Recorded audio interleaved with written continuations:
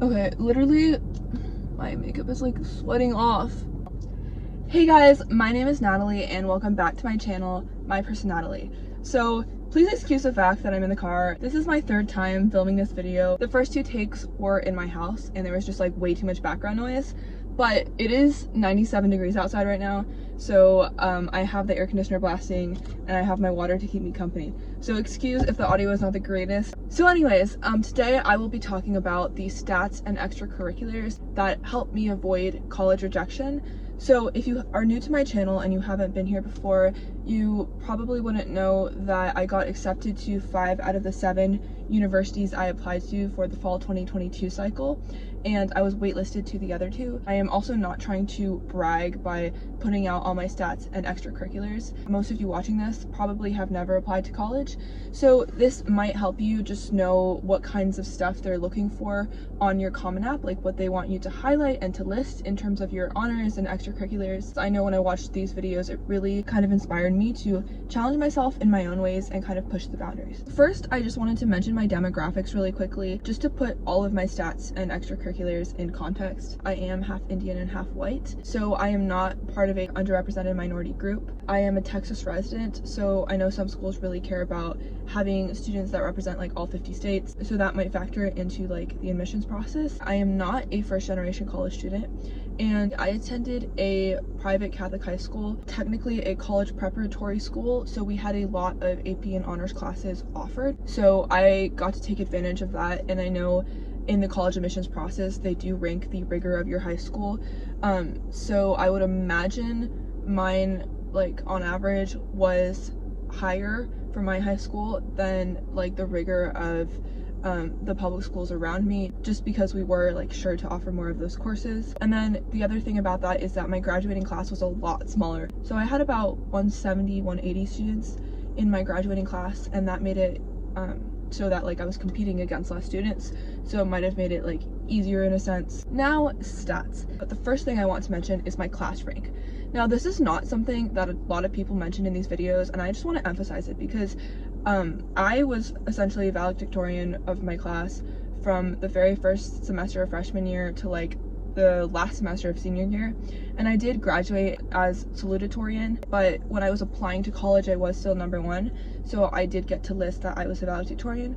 And I think that automatically shows schools that you are hardworking and you challenge yourself and you're goal oriented. To me, I feel like it's harder to reject a valedictorian of a school rather than to reject like number 50 in the class. And I'm not saying like you can't get into great schools regardless of what your class rank is. I'm just saying it really helps because it's a singular factor that can automatically allow the university to get a sense of your academic profile. I know a lot of schools don't rank, mine only ranked for the top 10%, but I do think if you're in a position to improve your class rank, definitely try to do that. So my GPA, and every high school does GPAs differently, but mine was a 4.54637 weighted and about a 3.975 unweighted. My school unfortunately did like A minuses, A's, and A pluses, so you only got a 4.0 unweighted if you got like literal 97s or above in every single class you took ever. So I got a few A's, even some A minuses. I never got a B. So like you could say I was a straight A student, but I wouldn't have a 4.0 GPA, and that's why it's so important to not compare yourself to these videos, because every high school is different. So yes, that was my GPA, but you know, take that with a grain of salt. And I just wanted to mention my course load. These were my freshman year classes, these were my sophomore year classes, and then my junior year classes, and lastly my senior year classes, what I took this past year. And all in all, I had 13 different honors classes, and then I took 11 AP classes. And I think the thing that makes that fact unique is that I took all of the AP exams. So I took 11 AP exams, which I think is less common. My school had a rule where like you had to take the AP exam or a final exam for the class. So I always just opted to take the AP exam, and it always benefited me. One of the biggest things with taking AP classes is you want to take the exam because that can not only get you college credit, but those scores are another way to show mastery of a certain subject. And I applied to college with 5 AP scores, and I'm going to list those off right here. Slight angle change, but anyway. So freshman year, we were not allowed to take any AP classes. But sophomore year, we were allowed to take one. So I took AP Euro and I got a 5. Then junior year, I took 4 AP classes. I took AP English Language and Composition and scored a 5 on the exam. I took AP US History and scored a 5. I took AP Chem and I got a 4, which I was really sad about because my whole life goal that year was to get a 5 on AP Chem, but it was fine. It's probably like the hardest AP exam.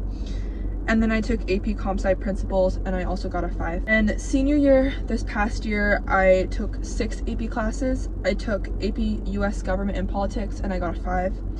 And then I took AP Macroeconomics and scored a 4 again, but that was also in the same day as stats, so that's my excuse. Then I took AP English Literature and Composition and that was a 5. And then my AP Stats score was a 5. And I also took AP BC Calculus, and that score and my AB sub-score were a 5, so I scored a 5 on like both those sections. And then last but not least, my worst score, I got a 3 on AP Physics, but I had a horrible teacher, and physics is like a really hard exam too, so that's that. One thing I would completely and totally recommend that a lot of these videos actually tell you not to do is to take AP classes in subjects that you are interested in, but also in subjects that you're not interested in yet. Like, take AP classes in a variety of subjects, because when you are going to like count these courses for college credit, if you do well on the exams, then it will fulfill like your entire general education curriculum instead of just like one part of it. Really challenge yourself in multiple ways as a student and play to your strengths, but then also improve on your weaknesses. So my next number is my PSAT score. I did qualify for the National Merit Commended Scholar thing.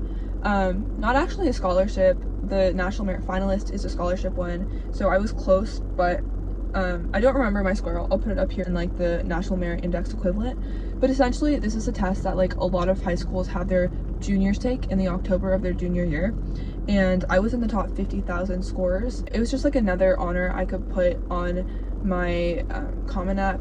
And then I took the SAT twice. A lot of people will tell you to take it as many times as possible to get the best score. No, your sole goal should be to get the best score. So if you have to take it once and you get a really good score, great.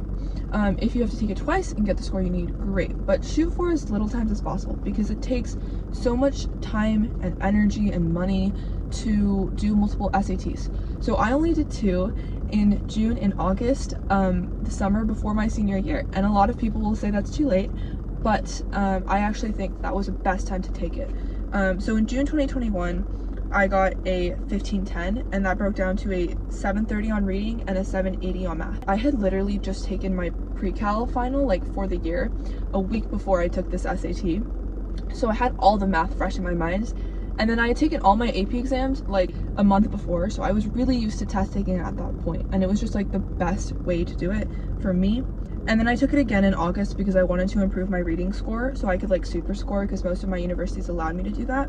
And I got a 1470, which was again in the 99th percentile, but that broke down to a 760 on reading, so 30 points higher, and then a 710 on math. So yes, I did worse on math, but I had just been studying for the reading like in between those 2 tests. Super scored, I had a 1540 on the SAT with a 760 on reading and a 780 on math. So I was pretty happy with that score, and that's what I submitted to all of my schools. When people say, oh yeah, I can like do one practice test and get a 1600, that's just not realistic for most of us. I honestly had to prep for a long time. I did a prep course, I can't remember what it's called, but it was like a recorded video one, not that expensive. I'll put it on the screen. Yeah, so I did that. I took notes on every video, did all of the practice problems, did a few practice exams. Essentially there was like 2 years of studying between when I started studying and when I actually took the SAT for the first time. A lot of people will tell you right before your senior year is too late, but I think like if you can extend the amount of time you're studying, it's honestly fine. You can do the SAT in time to like submit early action applications. Okay, so moving on to my extracurriculars. The first thing I'm going to mention is honor societies. So I was in Trium Music Honor Society all 4 years, just as a member. And then I was a member in NHS my junior year and the treasurer my senior year. I was a member of Mu Alpha Theta Math Honor Society, junior and senior years. And then my senior year only, I was in Science National Honor Society just because I forgot to join my junior year. Next, I'm gonna list all of the activities I put on the Common App. So the first thing I had was that I played the viola. I've been playing the viola for 9 years and the violin before that for 5. So essentially when I was applying to college, I had almost 14 years of playing an instrument, and it was just like such a big part of my life that it was by far the biggest activity I did. I actually went to a music school, which was like an after school type of thing. I took like theory lessons, I took group and orchestra lessons, I did chamber music, I took private viola lessons. I ended up switching after COVID to just like taking private lessons with another teacher. So I did that the last 2 years of high school. Throughout all of high school, I was in my city's youth orchestra, which I think is like one of the oldest in the country. It's definitely very established and well respected as like a youth orchestra, and that was an amazing experience for me. And that was like weekly for 3.5 hours every Sunday night. And lastly, I did both public and private school all-states. First chair in the private school all-state my freshman year, and then sophomore and senior year, I made the TMEA Texas Public All-State Orchestra. So that is like a very, very, very well-respected all-state orchestra, and you'll play with musicians of like an insane level. And so I got to be in both the symphony and philharmonic orchestras in those 2 years, and I made it.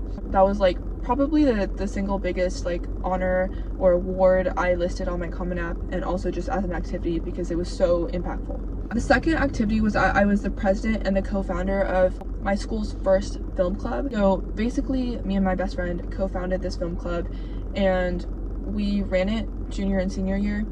And what we would do is we would make short films like by ourselves or with other members, and then we would basically bring the entire club together and invite people from all around the school to these events that would like showcase the subject matter of the film. I really got to exercise my creativity and leadership through planning those meetings and events. The third thing was that I did a internship with the UT Southwestern Medical Center the summer before my senior year. Honestly, it was like a full-time job. It was 8 weeks of 40 hours a week, and it was virtual. So I was literally just doing like data analyses and statistics online on Zoom with my PI, and it was a great learning experience because I learned so much about, you know, what science is, what research is. I also had the opportunity to meet the 40 other students who were doing the internship. I did list that also as an honor in terms of like being selected for that, because us 40 students were selected from like hundreds of applicants. Fourth thing was that I was a violin and viola teacher to middle school students, like kind of interspersed here and there throughout high school. I really enjoyed it. I would just teach people like beginner orchestra music. I did charge for that, so it wasn't like volunteer work, but it was a great opportunity to kind of delve into the world of teaching because I am interested in that. The fifth thing was that I was the president and 1 year the historian of my school's pro-life club. We did a lot of work with like helping mothers in crisis pregnancies, raising money for them. I went to like the National March. We did even like a blessing bag drive for the homeless and put together those my senior year. So we were just like constantly doing stuff, and I got more leadership experience out of that.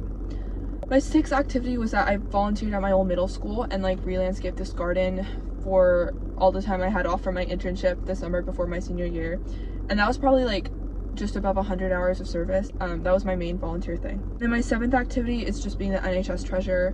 We had like monthly officer meetings and monthly club meetings, and it was so fun planning events for such a big organization.